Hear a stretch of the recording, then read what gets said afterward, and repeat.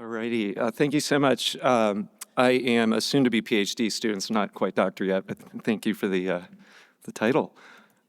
So these are disclosures for various PIs in our lab. My only disclosure is I'm a non-clinician, so pardon any smooth brain comments about anatomy.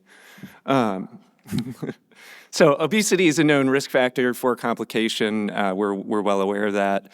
Optimization is widely recommended, especially for patients with BMI greater than 35. So we looked at our state, Michigan, and about 1 in every 4 patients is still poorly optimized and receiving surgery. And so we heard anecdote that MIS can lower the risk of complication, particularly with respect to obesity. And so I thought this would be an interesting thing to explore. So our question is, does MIS versus open surgical approach attenuate the risk of 30-day complications in patients with obesity receiving ventral or incisional hernia repair? To study this, we looked at the Michigan Surgical Quality Collaborative Core Optimization Hernia Registry. This was established in 2020, includes 73 Michigan hospitals. It captures about 15,000 ventral and incisional hernia repair cases currently.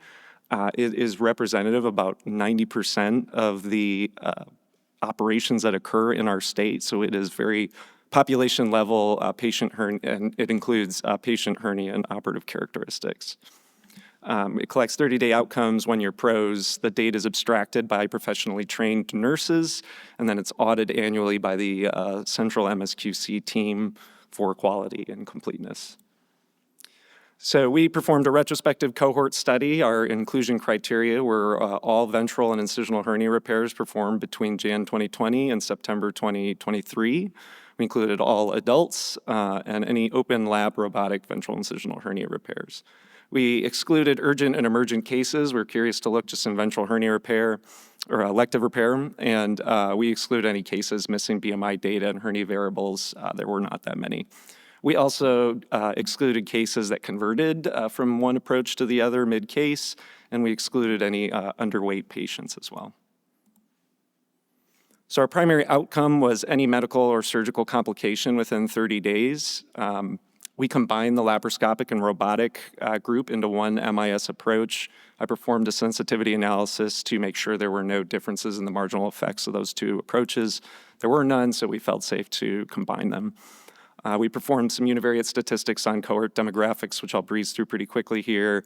And then we performed a multivariate logistic regression risk adjustment model, including all kinds of patient factors, comorbidities, and then operative and hernia characteristics, which are shown here. I'll note that we included an interaction term for BMI and surgical approach, and this is really kind of the focus of our study.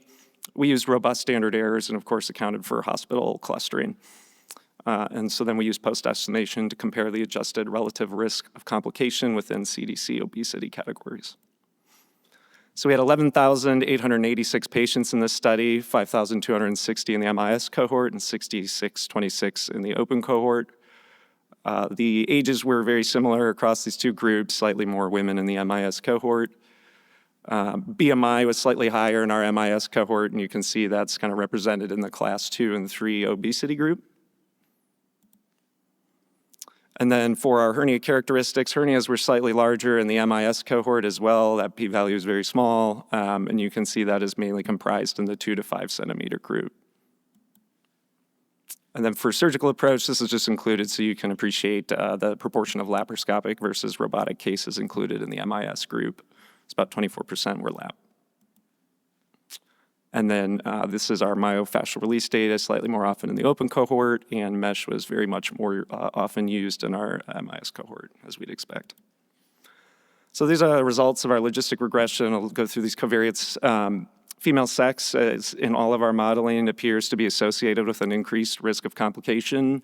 This is something that vexes us, and we are studying it very rigorously in other activities. You heard from Dr. Ehlers earlier in the previous session.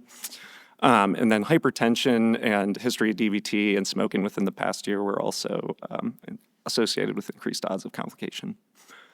Prior hernia repair and the performance of component separation were also significantly associated with an increased odds, as was each unit increase in hernia size. So this is the output from our interaction term of surgical approach and BMI.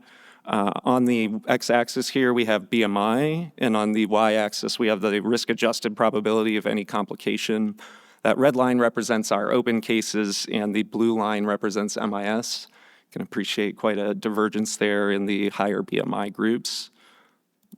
But for the sake of convenience, we combine these, and I apologize for some of the formatting issues here.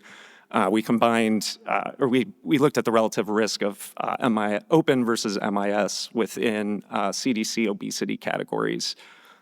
So you can see in healthy to slightly overweight patients, that 18.5 to less than 30 category, there's no significant relative risk of open versus MIS repair.